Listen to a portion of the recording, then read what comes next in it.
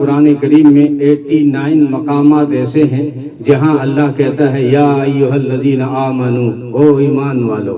حالانکہ قرآن کریم مخاطب ہوتا ہے تو پوری انسانیت سے ہوتا ہے، لیکن جب کوئی خاص پیغام آ جاتا ہے تو قرآن کا انداز یوں آ جاتا ہے ایمان والوں کے ساتھ، یا ایھا الذین آمنو، او ایمان والو، لا تلہکم اموالکم ولا اولادکم عن ذکر اللہ، کہ مال اور اولاد تمہیں کہیں ہلاک نہ کر دیں۔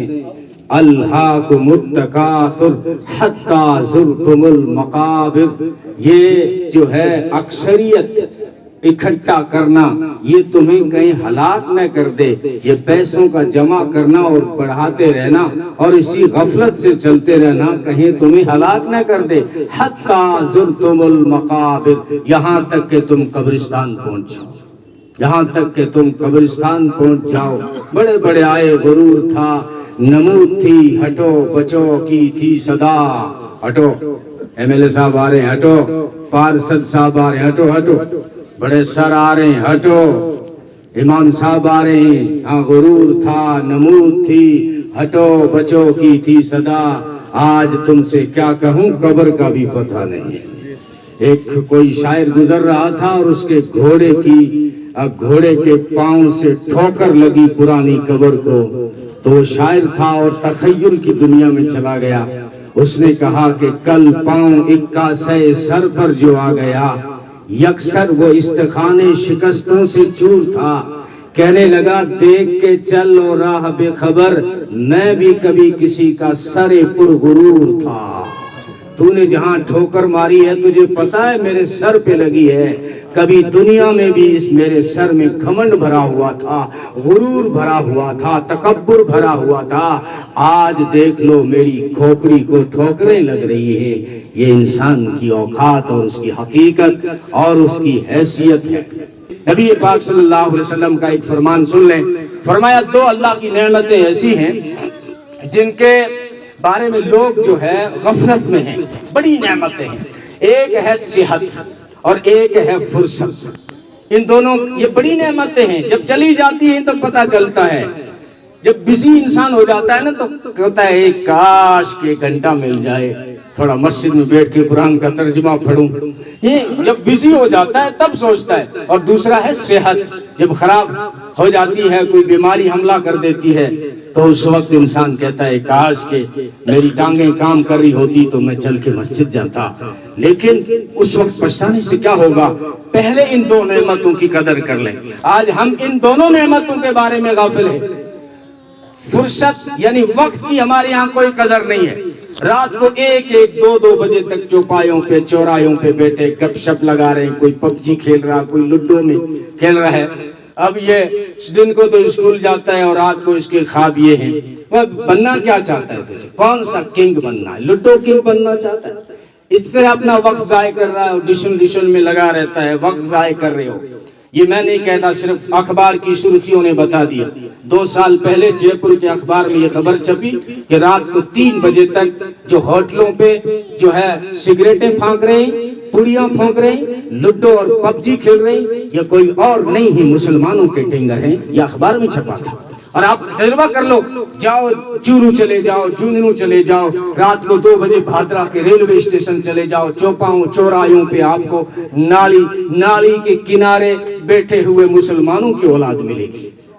یہ اس لیے اس سے آپ باز رکھیں، اپنے وقت کو پہچانیں۔ اور دوسرا جو مولانا نے کہا، صحت بڑی اعلیٰ نعمت ہے اللہ کی، اس کی حفاظت کریں، منشیات کے عادی نہ ہوں۔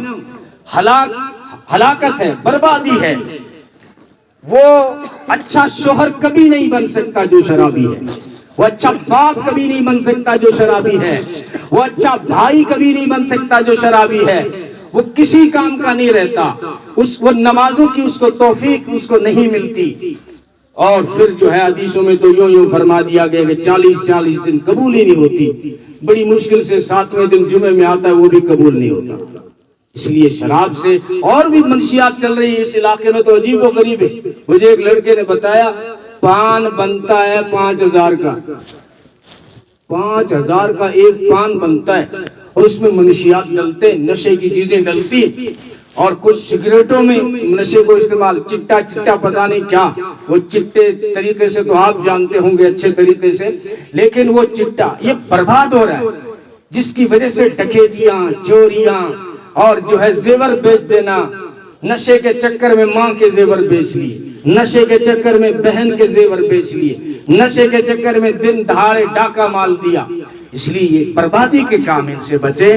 اور اس سے بڑا ایک کینسر ہے ہمارے معاشرے میں، وہ ہے شرک کا کینسر، جس کے بارے میں اللہ نے کہا میں سارے گناہ معاف کر سکتا ہوں لیکن شرک کو معاف نہیں کروں گا. وہ شرک کیا ہے؟